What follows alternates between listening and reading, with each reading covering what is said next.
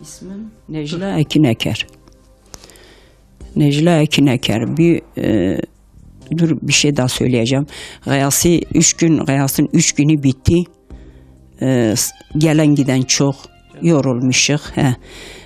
Sıfıra koymuşuk Murat, Fırat oturmuş hepimiz. Gayas'ın kaynanası da bizde Eltim. Kapı çalındı. Gittik ki polisler gelmiş. Gelin gidelim iş yerinizi arama yapıyoruz. Valla gittiler. İkisi de yemek yemeden gittiler. Biz de geldik böyle kapıda bekliyoruz. Bizim bir bitişik komşu var. Onun da arabası vardı. Onun kardeşi de bu şeydeydi. Dedi teyze gelirse sizi götüreyim. Dedim valla götürsen çok iyi olur. Aldı gitti bizi hamamın oraya. Gittik içeri, girdim içeri, polisler orada. Neye geldin sen dedim. Niye siz geldiniz ben gelmeyeyim. Ben de geleceğim. Aradılar bir şey bulamadılar. Sonra gelmişler dışarı. O adam ki bizi götürmüş ya. O işte dinler onları. Demiş yarın geliriz bir şey bize düşer. Yarın geliriz bir şeyler yaparız bir şey de bize düşer. Sonradan Gayasgil Ramazan ayında greve girmiştiler. Grev yapmıştılar, açlık grevi.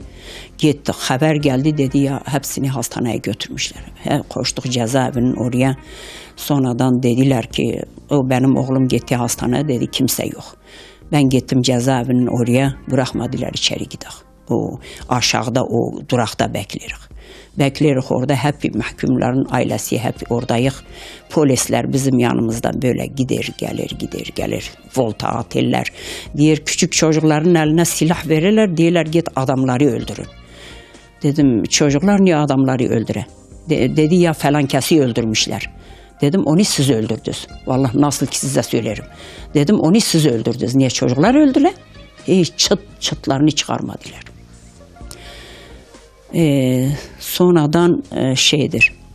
Sonradan daha bıraktık geldik. Diğersi gün gittim Gayas işte cezaevinde.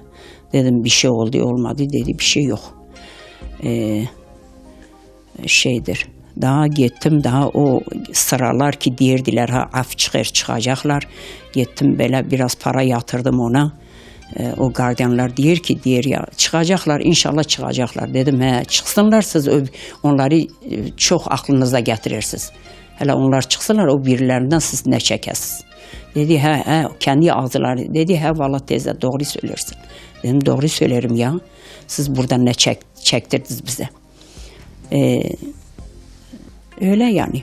Hayatımız öyle geçti. Allah'a şükür. Yine o zamana şükür değil ki bu zamana. Allah bütün Müslümanların hakkını ala, ümmeti Muhammed'in birleştirsin. Bu sıkıntıları üstümüzden götürsün. Ben çok üzülürüm. Ben inanmıyorum kimse benim gibi üzülür. Çok üzülürüm ben. Bak o 6 kişiyi Diyarbakır'da vurdular. Onlar ölmeyi hak ettiler onlar. Allah haklarını ala. Allah diyorlar ya bir Yasin ölmüş. Ya siz bir tane ölürsünüz diyorsunuz biz polisimiz askerimiz şehit olmuş. Onlar da bizim çoluk çocuğumuz. Yine de siz hakaret edersiniz. 60 yaşındayım. Bingöl'de doğdum. Annem yoktu, babam yoktu. Annem öldü, dayıların anneannenin yanında kaldık. Onlar beni büyüttü, besledi. Sonradan annem ki öldü, babam geldi Bingöl'e ben hatırlamıyorum babamı. Hiç hatırlamıyorum. Gelmiş biraz eşyası varmış almış gitmiş. Daha da görmedim babamı. Yani komşular diyerdi. Baban gelirdi anneannen sizi vermerdi. Sizi saklardı. Sonradan ben daha babamı görmedim. Nişanlandım. Babam geldi. O zaman da kızdı anneanneme sen niye kızımı vermişsin bana söylememişsin. Annem o zaman da anneannem başlık da vermiş babama. Aldı gitti. Daha düğünüm oldu. Gittim. Evlendim gittim. Gittim 5-10 kişinin içine. Kayınbabaydı, görümcelerdi, kayınlardı. Suyumuz yoktu. Dışarıdan su taşırdık. O kadar erkek, kadın banyo yapardık. çamaşır yıkardık. Yazın bahçede kazan kurardık. Akşama kadar o çamaşır yıkanırdı. Sonradan güzeldi, çok güzeldi. O zaman güzeldi şimdiden. O zaman güzeldi. O zaman güzeldi. Mesela şimdiki gibi yiyecek yoktu, bir şey yoktu. Yani yine de iyiydi. Sabah kalkırdık mesela o kuru çökellik çay bize baklava gibi gelirdi. Kayınbabam haşa eşekleri vardı, oduna giderdik. Bizden komşular beraber yakardık o odunları. Çok verirdim komşulara. Sonradan kayınbabam, kaynana da vardı. Kaynana 2 sene, 3 sene beraber kaldık. Kaynanam hasta oldu. 7 ay yataktaydı. 7 ayda ben baktım ona. Sonradan öldü. 2 tane çocuğu vardı, bir oğlan bir kız. Onları zaten ben büyüttüm. Sonradan bir kaynım evlendi, Gayas'ın amcası. Bir tane daha evlendirdik. Üç elti beraber otururduk. 3 tane elti. Sonradan bir sene geçti. O elti ayrıldı, o kaynım. O ayrıldı gitti, biz ikimiz kaldık. 2 elti kaldık. Bingöl depreminde o evler ki yapıldı. Ben gittim oraya, ayrıldım. O eltim orada kaldı, evde, eski evde. Topraklı evde kaldı.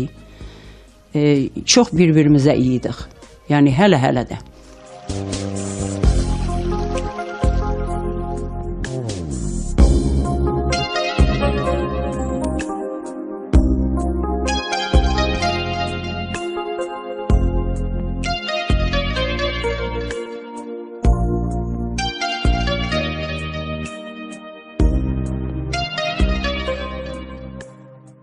Komşular da vardı. Gayas'ın babası zaten hocaydı. Ramazan'da gidip namaz kılardı insanlara. Gece çağırırdı sühre, yemeğe çağırırdı, akşam çağırırdı. Bir oda, bir ağa vardı orada. Sonradan o odayı, bir odaları vardı. Bayram sabahı bütün komşular yemek götürürdü oraya. Orada yemek yerdiler. Dağılırdı. Bir de Hasan Ağa vardı bizim Paloli.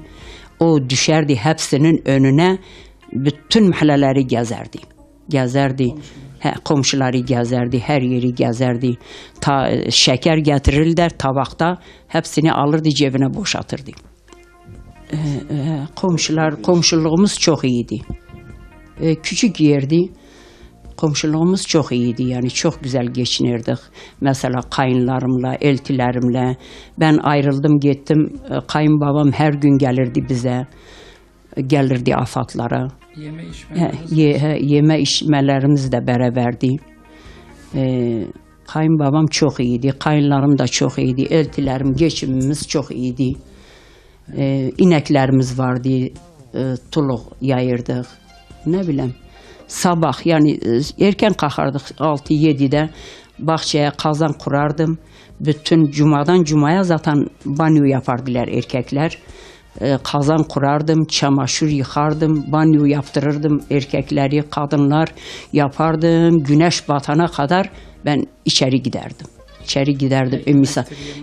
Günde bir legen ekmek yapardım tandırda. Misafir çoktu, yatılı misafir vardı. Köylerden gelirdi, yatılı misafir vardı. Zaten ayrıldık gittik afatlara. Gayas'ın babası zaten bizim bir hoca vardı, halasının kayınbabası. Gelirdi bize, bütün Bingöl yani toplanırdı oraya. Malla Mehmet yerdi, vaiz verirdi, nasihat verirdi yani. Sonradan işte babamı daha görmedim. Sonradan 4 tane çocuğum vardı. Hele babam geldi. Bir gün gitmiştim kardeşime bir kız aramaya. Gitmişim afatlara. Geldim o köşeye. Çocuklar geldi, dedi ya anne biri gelmiş işte bizdedir. Dedim kimdir, dedi bilmiyorum vallahi. Gittim içeri, koridora gittim. Babası geldi içeri, dedi hele gel biri içeride, dedi seni gösterem, sen tanırsın. Dedim, gittim içeri. Gittim ki babamdır. Bak, nişanlıyken görmüşüm, bir de 4 tane de çocuğum olmuş, hele gelmiş. Gittim içeri, babamdır. Geldi, daha ondan sonra gelip gitti. Gelip gitti işte sonradan. Oydu, çok iyiydi yani, dayılarım vardı. Benim 4 tane dayılarım vardı. Dayılarım çok bana iyi. Yani bir tek kardeşim var. Yani o 4 tane dayım 10 tane kardeşe bedel bana. Çok iyiydi bana, iyiler. Hele de. Babam şeyde, Aşkala Erzurum. Aşkala'da kalırdı. Orada evlendi. Hele annem sağken o kendine bulmuştu. Babam gelirdi, annemiz vermerdi bizi. Kaçırırdı, derdi götürmesin. Annemi de vermedi, annem verem oldu. Öldü. Ben hiç hatırlamıyorum annemi. Bu kardeşim de kundaktaydı, annem ölmüş. Vermedi bizi. Sonradan babam da gitti, orada evlendi. Daha sonradan çocukları var. Şimdi 5 tane kızı var. Benim bir söyleyeceğim. 5 tane kızı var, 2 tane de oğlu var. Biz 19 kardeşiz. Çocuklarım işte yani büyüttük, yani yine de iyiydi şimdiden. Çocuklarım işte Gıyas'ı işte gel tutukladılar. Bir gece hastaydım, yatırdım. Bendim, kızdı, bir oğlandı. Yatırdık içeride. Gıyas'ın hanımı da aşağıdaydı. Baktım bir ses geldi. Hatice dedi ki, kızım dedi ki kızım dedi ki valla bir ses aşağıdan gelir. Kalktık hepimiz, ben, o oğlum, kalktık gittik aşağı ki polisler evi basmış. Biz kaç sene oldu? O daha gittik gelin kapıyı açmıyor. Diğer kaynım yukarıda, gelsin hele açacağım. Gittik, biz açtılar. Geldiler, doldular içeri, aradılar, hiçbir şey bulamadılar. Ne bulacaklar? Sonradan bir hesap makinesi buldular, onu aldı gittiler. Biz görmedik, yani komşular görmüştü. Yerdi bak, o Bağkur'un oradan dolmuş araba ta bizim eve kadar. Götürdüler. Sabah oldu. Gittik, dedim oğlum nerede? Dedi oğlunu göreceksin. Biz hele evi arayak, gidek oğlunu bırakacağız. Daha gittiler, götürdüler. Sonradan kaç 4-5 gün, bir hafta işkencedeydi, hakaretteydi. O çekti, biz çektik. Tutukladılar, cezaevine koydular. Gittim ben, her hafta giderdim, her görüş giderdim. Hiçbir şey yapmamıştı, hiçbir şey. Ne yapmıştı? Hiçbir şey yapmamıştı. O zamanki tutuklanmıştılar, bir yerde, bir cemaatte konuşurlarmış. Demiş ya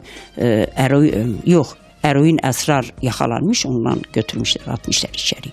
Dedim söylesin, bizim günahımızı alsın. Biz Müslüman olduğu için günahı alsınlar. Dindar olduğumuz için günahımızı alsınlar. Sonradan götürüyor, her görüşte giderdim. Sonradan bir sene bitti, Murad'ı aldılar içeri. Murad'ı da, Remzi'yi de, Küçük'ü de aldılar içeri. Daha bir hafta işkencedeydiler. Çıkardı, getiriyor mahkemeye. Biz de hepimiz gittik oraya. Sonradan Remzi'yi bıraktılar, Murad'ı tutukladılar. Murad da 5 ay kaldı. Demek ki Gıyas önce girmişti, ben daha yani sinirliydim. Murad sonradan girdi, oradakiler diyordu ki bugün Murad'ın annesidir, dün Gıyas'ın annesidir, bugün Murad'ın annesidir. Yani Murad'da o kadar yani şey etmirdim. Murad mı? Esselam kana lonona tutçimya, lonona kıcan tutçimya, cini tutçimya, Allah yardımcı şımavler. Allah güretir raşlar, Allah tohune Kısmet de ucara bir Türkiye.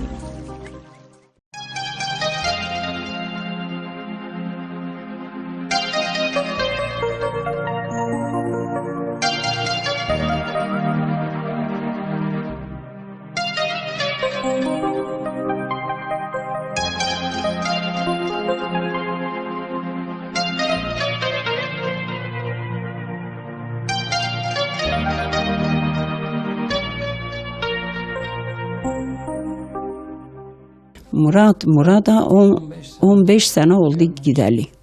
Bir gün mahkemesiydi, sabah kalktı, saat 7'dir. Kalktı dedi, ana ben giderim. Dedim nereye gidersin? Dedi ben giderim bir yere ki kimse bilmeye ben neredeyim. Benim mahkemem ertelendi, gelirim. Ertelenmedi, daha beni göremezsiniz. Kalktı gitti. Kalktı bilmedik nereye gitti. Gitti, sonradan mahkemesi ertelendi, valla çıktı geldi. Daha ondan sonra işine yine başladı. Daha o gün ki giderdi yurt dışına. Gitti, izin aldı, her yerden izin aldı. Kaçak gitmedi ki, serbest gitti. Öğretmendi. Gitti. Biz o gece beklerik. Ben, karısı, ikimiz tekik.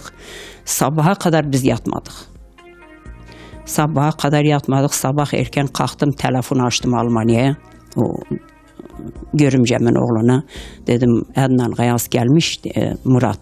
Dedi gelmemiş hele. Dedi bak ben işte kahvaltı yaparım, gidip havaalanından alacağım. Dedi ben aldımsa, getirdimse sana haber veririm. Dedim tamam. Valla gitti, arada yarım saat geçmeci telefonu açtı. Dedi yenge ben almışım, bak buradayız, kahvaltı yapıyorum. Gitti oraya. O gitti oraya işte 15 senedir gitmiş, bir tek kere gittim. O da kaldım sanki rüya gibi.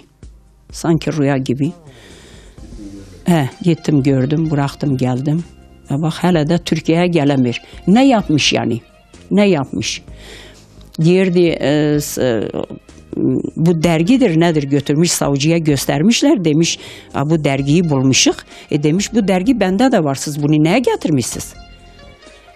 Murat ne yaptı ki?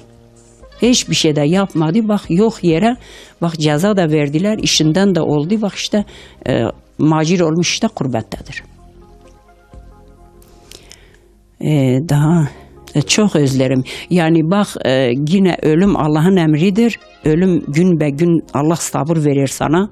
Ya gurbetliğin sabrı hiç yok. Her gün aklımda, her gün hiç çıkmıyor içimden. Giderdim cezaevine, gittim bir gün. Gittim, bir şeyler elimdeydi. O zaman bir şey götürür Gayas'a. Öyle ağacın altına koydum. Dedim giden ben kimliğimi göstereyim. Oradan bir kadın gardiyan çağırdı, oradan dedi moruk karı, dedi niye gelmersin, aratmersin kendini. Dedim sen ne diyorsun, ben bak bir şeylerimi koyup geleceğim, aratacağım kendimi. Gittim, nasıl hele içeri girmemişim, bu karı saldırdı bana, yüzük elindeydi. Bu yüzüğünü nasıl bu kafama vurdu, kafamdan kan aktı. O gardiyanlar araya girdi, bırakmadılar. Ben de çantamı salladım, bırakmıyorlar. Yetişen ben. Valla gitti. O benden önce gitti. Ben de çıktım geldim. Ben geldim karakola. O gitti savcılığa. Orada ona 7 gün ceza verdiler. Rapor bana 3 gün verdiler. Bu haksızlık değil. Benim kafam kırılmış. Onun kırılmamış ki. Bana 7 gün vereydiler. Ona 3 gün vereydiler. Ben işte o karakolda beklerim ya, diyelim hani kadın ya, o vuran kadın gelsin hele. Gelsin ikimiz konuşak. Diyor şimdi gelecek. Onlar orada beni kandırdılar. O kadın gelmedi oraya. Beni bir daha götürdüler sağlık ocağına. Oradan götürdüler hastaneye. Bilmiyorum ne. İşte öyle. Daha bir Bilal gardiyan vardı. Benden o çok dövüşürdük. Bir asker vardı. O da çok pisti. Yani ne bileyim çektik biz. Kışın soğuktan çektik, yazın sıcakta çektik. Allah yine hepsini ıslah ede. Allah bütün Müslümanları hakkını ala. Onların hakkından gele. Ben çok yani burada sizin yanınızda ben o yani yapanları böyle lokma etsem yine doymam ben. Yani o kadar ki ben sinirlerim. Bak akrabanın içinde bazen oturuyoruz. Akrabalar diyor bir şey olmaz, böyle olmuş, şöyle olmuş. Ben sinirlenirim, onlara da laf söylerim. Allah'a yine şükür. Yine şükür o zamana değil ki bu zamana bütün Müslümanlar bazen televizyon diyorum açmayın ben izlemeyeyim. Ben kafayı yerim. Allah hakkımızı ala. Cenab-ı Allah hakkımızı ala. Başka bir şey yok. Nasihatlarımız yani Allah doğru yoldan ayırmaya, Allah Müslümanlığı onlara nasip ede. Allah bir kötü yolları varsa Allah onları hidayete getire. Allah hepsinin yardımcıları ola. Allah onları doğru yoldan ayırmaya. Allah analarına, babalarına bağışlaya onları. Bizim Müslümanlarla bir olsun, yani beraber olsunlar, birbirinin destek olsunlar, birbirinin ellerini bırakmasınlar. Ne bileyim. Dünya boştur yani. Hepimiz o yolda giderek barım namazlı, niyazlı, barım bir Müslüman yoluyla biz gidelim. İşte boştur. Ateş yakırdık, yemek yapırdık, ateş yakırdık, çamaşır yıkırdık, ateş yakırdık. Ne bileyim. Şimdi bak her şey çok yine millet kudurmuş bir yerinde durmuyorlar işte. O onu öldürür, o onu öldürür, o onu öldürür işte. Bak dünyayı karıştırmışlar. Allah bütün ümmeti Muhammed'in hakkını zalimlerden ala, böyle insan gözleriyle göre. Bir gün akşam babası geldi eve Gayas'ın. Dedi oğlum, dedi ben bugün görmüşüm sen bir kahveye gitmişsin. Dedi bir daha seni görmeyeyim o kahvede. Gayas bir daha da o kahveye gitmedi. Yani hele çocuklarım bu işe girmeden çocuklarım yani çok iyi çocuk yetiştirmiştik. Ben babası yani her şeyleri yani 6 tane oğlumdur, 6'sı da öyle. 6'sı da yani hiç bir kötü bir şeyleri yok. Onlar onu devam ettiler ta şimdiye kadar. Allah şimdiden sonra da onları doğru yoldan ayırmaya, şaşırmaya. Bir gün görümcem geldi bize. Dedi abi dedi ben Zülküf Gayas'ın küçüğü Almanya'daydı. 9 sene oradaydı, babası görmemişti. Ne ben ne babası. Yani acıdır ya, ben onu söylerim. Daha dedi yollayayım oğluma davetiye yollasın gidersin. Dedi heyvala gideriz. Valla davetiye çocuk yolladı. Kalktık, hazırlığımızı yaptık, gittik Adana'ya, oradan uçakla gidiyoruz. O gece gittik oradan, sabah uçağa binerek giderik Almanya'ya. Giderik, babası gitti, dedi ben giderim yatırım siz oturun. Gitti yattı. Sonra telefon geldi Bingöl'den. Dedi ya yegeni açtı. Dedi Mehmet dayı dedi inşaatta düşmüş, hastadır. Sen bilirsin, gelirsin sen bilirsin, gelmezsin sen bilirsin. Telefonu aldı, o konuştu. Vallahi hemen biletimizi aldık. Geri döndük. Gitmedik. Bir Almanya'ya giderik. Geri döndük. O eniştemiz biletlerimizi halletti. Biz döndük geldik Bingöl'e. Geldik 9'da bilet aldık, geldik terminala. Bindik arabaya, biri geldi Gayas'ın babasını çağırdı. Dedi gel seni yazıhanadan isterler. O gitti geldi otobüse bindi. Dedim ne oldu? Dedi valla işimiz bitti dedi. Biz direkt Bingöl'e giderik dedi. Kardeşim dedi vefat etmiş. Geldik, çok acı bir şeydi. O Gayas'ın amcası değildi, yani bir çocuğum geçseydi onun kadar bana o kadar üzüntü vermezdi. Geldik işte, durduk, taziyeyi geçirdik. Daha bir süre durduk, bir daha döndük gittik. Gittik Almanya'ya.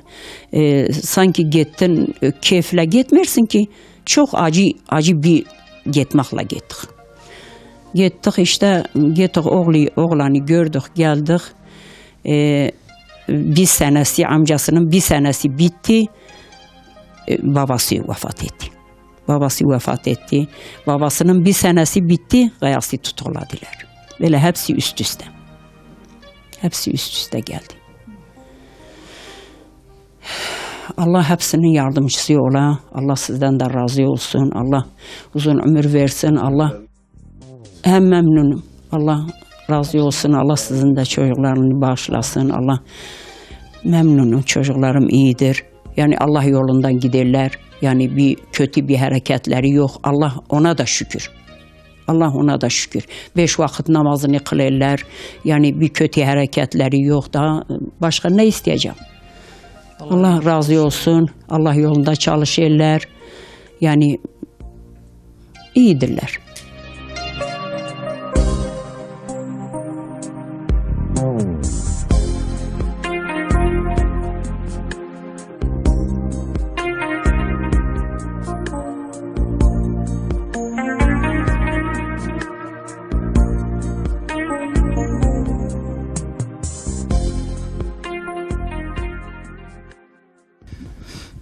Ben Gıyasettin Ekin Eker, 1963 yılında Bingöl'de doğmuşum. Evet, yani yaşantım bugüne kadar tümüyle Bingöl'de geçti. Bingöl'de yaşıyorum. Hiç başka yere gitmedim.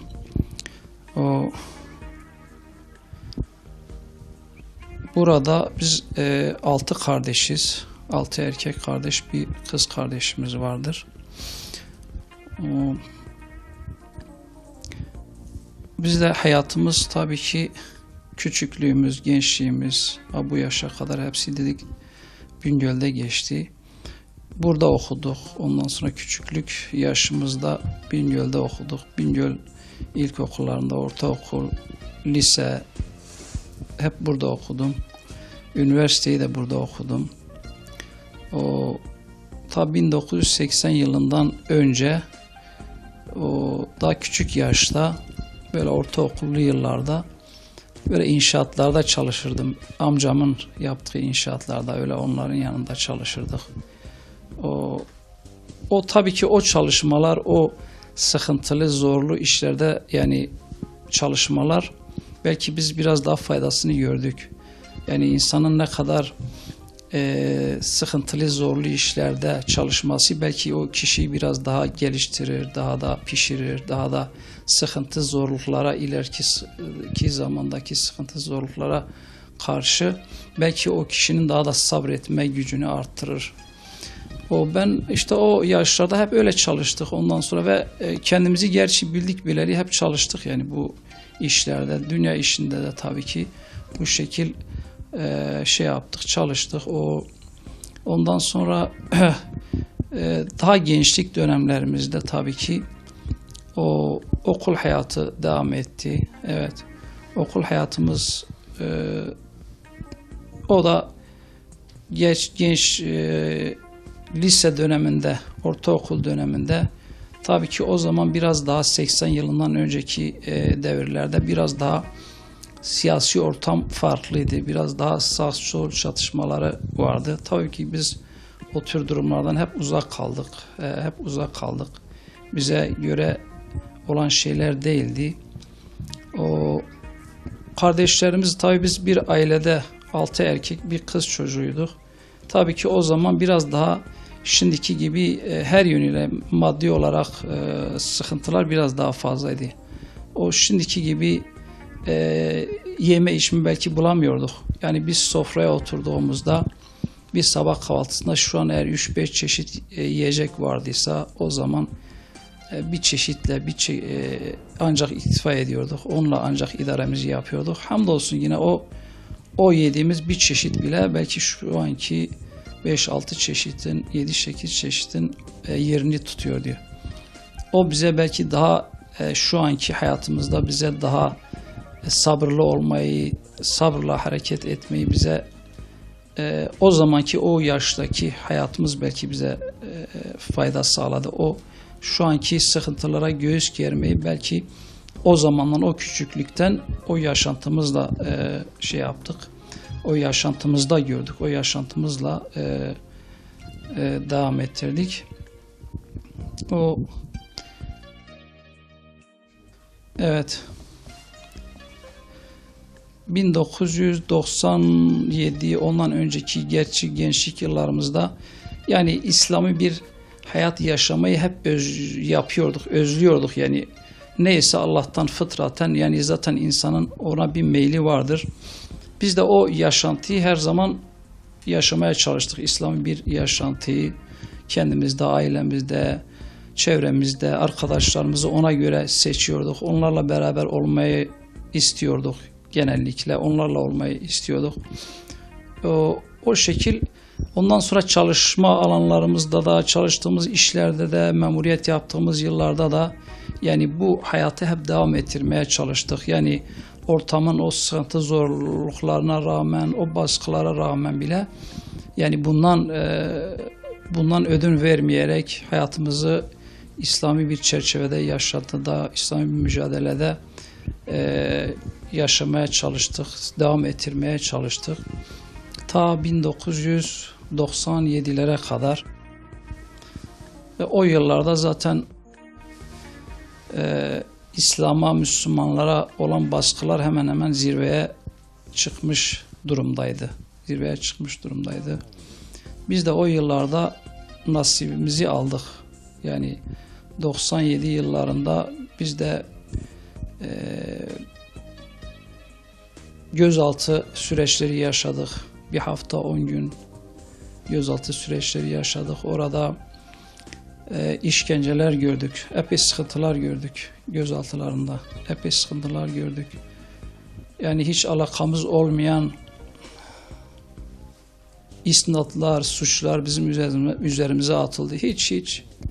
Yani şu an bakıyorsun yani o tür durumlar yani şu an hiçbir zerresi, hiçbir santimi tespit edilmeyen o suçlar o bizim üzerimize atıldı. Sırf nedir işte Müslümanız, İslami bir yaşantımız var, Müslüman insanlarla beraberiz, dindar insanlarla beraberiz. Yani odur mesele odur, başka hiçbir mesele yoktur. O kadar yıllar, haftalar, onlarca gün o işkencelerden sonra bizi tabii ki tutukladılar. Yıllarca cezaevinde kaldık. Bir 7 yıl kaldım. Tam 7 yıl, 7 gün kaldım. Hamdolsun. Yani evet sıkıntılar çektik. Allah hamdolsun oradaki o cezaevi sürecinde Allah-u Teala bize sabır verdi. Yani onun verdiği sabır sayesinde inşallah orada o yıllarımız yani sıkıntı da olsa yine rahat geçti. Allah'a şükür hamd ediyoruz. Allah-u Teala insanın yükleyemeyeceği, kaldıramayacağı yüklü inşallah yüklemez kişiye. Bunu Allah-u Teala vaat etmiştir, söylemiştir. Biz de o süreçten geçtik. Evet. Hepsi Allah hamdolsun, şükürler olsun. Evet. Yani geçmiş hayatımız 50-50 küsür yaşlarındayız. Hepsi bir şey gibi geçti. Yani bir hayal gibi. Yani şu an o günlerden, o zamanlardan elle tutulur, gözle görülür, somut bir şey yoktur. Yani somut olan nedir? Şu an anında olduğun zamandır, zaman dilimidir. Şu an neyse, şu an ancak işte bir şeye el atabiliyorsun, tutabiliyorsun.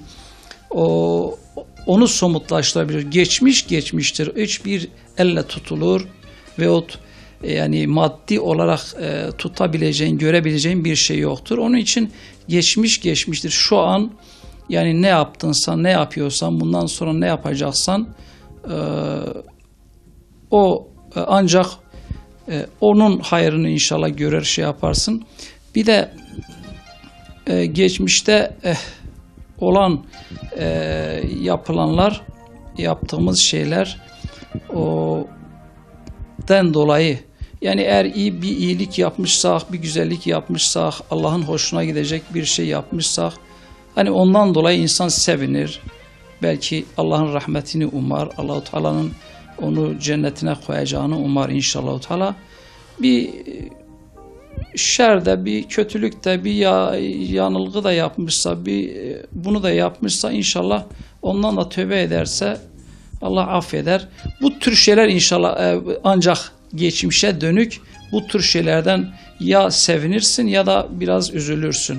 Başka somut bir nesne tutabileceğin bir şey olmadığı için ancak bu düşüncelerle geçmişi düşünebilirsin, yargılayabilirsin.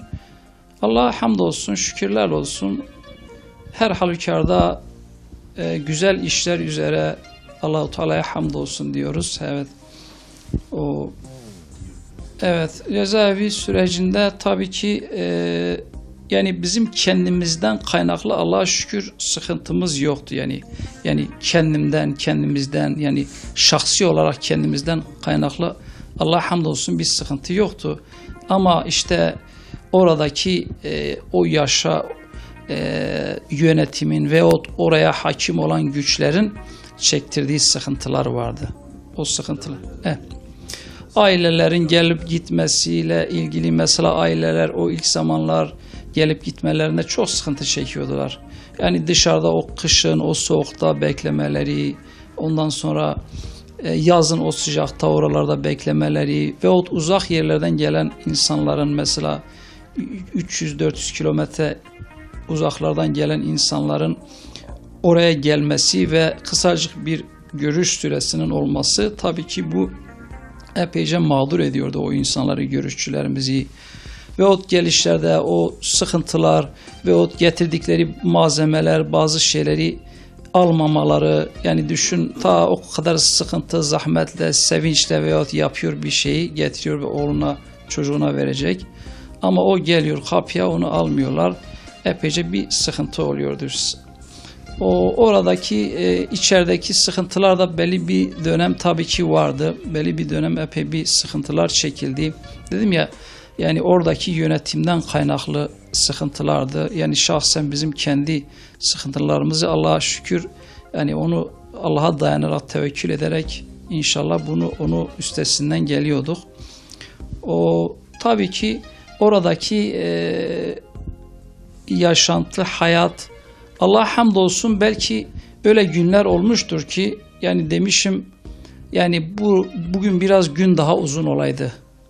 Bugün biraz daha gün uzun olaydı, kendime bunu okuyabileydim, bu Kur'an'ımı okuyabileydim, bu cüzümü okuyabileydim veya şurayı okuyabileydim. Yani öyle Allah-u Teala yani bir genişlik, ferahlık vermişti. Öyle bir rahatlık vermişti o yönüyle. Allah hamdolsun yani olur ya insan yani tabii ki Allah'a dayandığı müddetçe, Allah'tan yardım dilediği müddetçe, Allah'a zikrettiği, ibadet ettiği müddetçe inşallah Allah Teala en dar yerleri, en daracık yerleri saraya çevirir yani.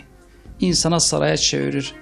Yani en ufak bir şeyden bile insan haz alabilir. En ufak bir nimetten, hem maddi olsun hem manevi olsun en ufak bir nimetten bile insan haz alır, mutluluk duyar.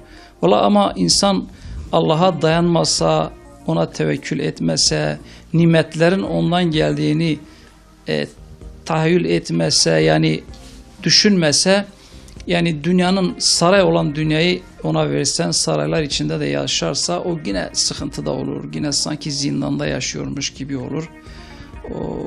Her şey odur. Her şey Allah'a bağlılıktır. Allah'a teslimiyettir. O şekil. Yoksa diğer şeyler hep boştur. Allah dışındaki her şey boştur.